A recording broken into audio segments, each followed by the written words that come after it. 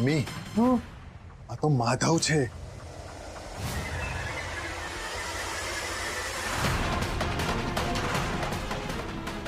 ઓહો, હવે સમજાણું કે આનો કાકો અને ગોતતા ગોતતા અહીંયા શું કામ આવ્યો. ફૈબા, એમના કોઈ કાકા નથી.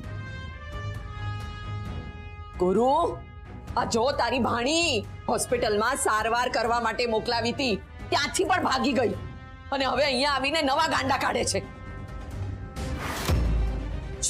શું નામ છે આનું? માધવ. આવે જે હોય એ, આનો કાકા છે અને આનો કાકો અહીંયા ગોતતો ગોતતો આવ્યો તો. ફૈબા, હું ફરી ફરીને કહું છું, એમના કોઈ કાકા નથી. તમે કેમ નથી સમજતા? અચ્છા, એટલે શું તને એમ લાગે છે કે હું ડોબી છું?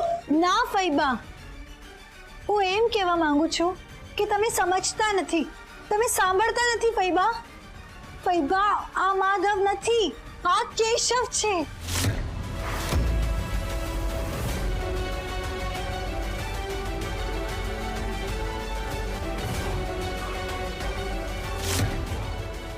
ગુરુભાઈ, આ છોકરીનો સનેપાત વધતો જાય છે.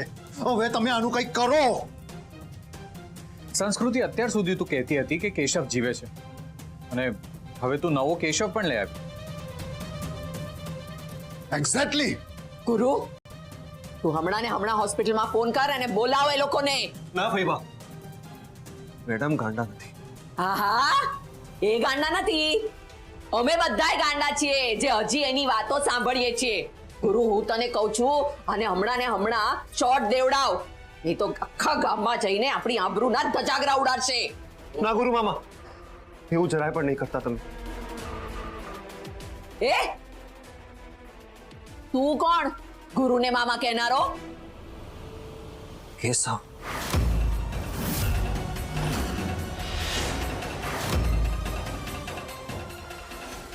અચ્છા, તું કેશવ છે તો શું પ્રૂફ શું છે એનું કે તું જ કેશવ છે? જો હું તને ગુંડાઓથી બચાવું તો જ તું માનીશ કે હું જ કેશવ છું. હું તને ગુંડાઓથી બચાવું એટલે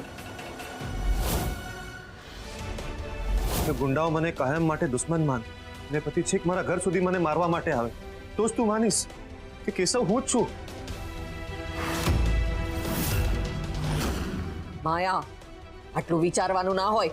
અરે આ બધું તો સંસ્કૃતિએ એને કહ્યું હશે એટલે તો આટલી સ્ટાઇલ મારે છે. માયા, શું તને પણ એવું જ લાગે છે? હા, મને પણ એ જ લાગે છે.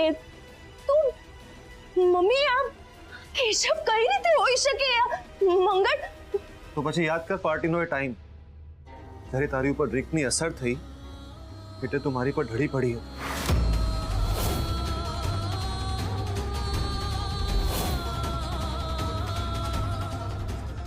કે પછી બીજું યાદ દેવડાવું, મારા શર્ટનું બટન ટાંકતી વખતે તું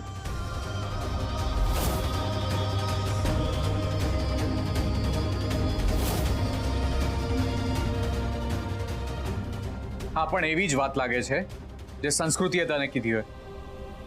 તો પછી શું તને હું એ યાદ દેવડાવું? તું તો રવિ બનીને આ ઘરને છેતરવા માટે આવી ગયો હતો.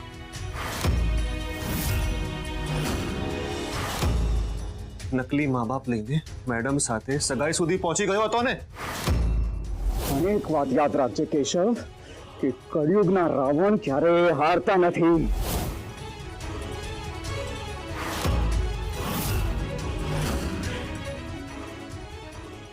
અરે આ વાત તો પોલીસના ચોપડે નોંધાયેલી છે. આ સંસ્કૃતિ જ ફરિયાદી બની હતી. તો પછી ફરિયાદ ન થઈ હોય ને તમને એવી વાત યાદ દેવું.